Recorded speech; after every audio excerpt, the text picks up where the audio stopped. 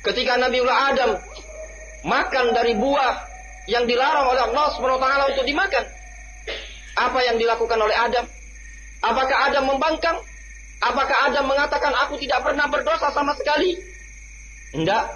Adam mengatakan Rabbana zalamna anfusana wa illam taghfir lana wa tarhamna lanakunanna minal khasirin. Wa ya Rabb kami zalamna anfusana. Kami adalah orang-orang yang menzalimi diri-diri kami. Kalau seandainya engkau tidak merahmati kami, maka kami akan termasuk orang-orang yang merugi, kata Adam alaihissalam. Lihat sekelas Adam, Abul Bashar. Ketika dia terjatuh pada perbuatan dosa, beliau langsung minta ampun kepada Allah dan mengakui dosa tersebut. Begitu juga Nabiullah Yunus alaihissalam. Beliau pernah melakukan dosa.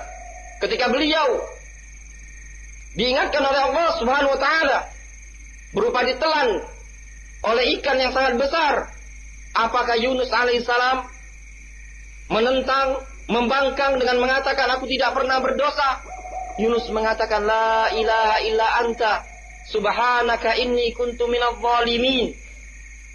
Maha suci engkau ya Allah, sesungguhnya aku termasuk orang-orang yang zalim.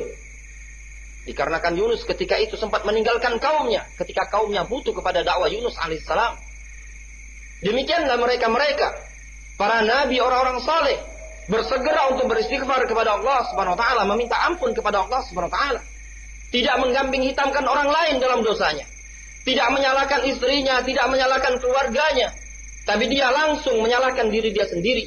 Demikianlah da'wus shalihin, kebiasaannya orang-orang terdahulu.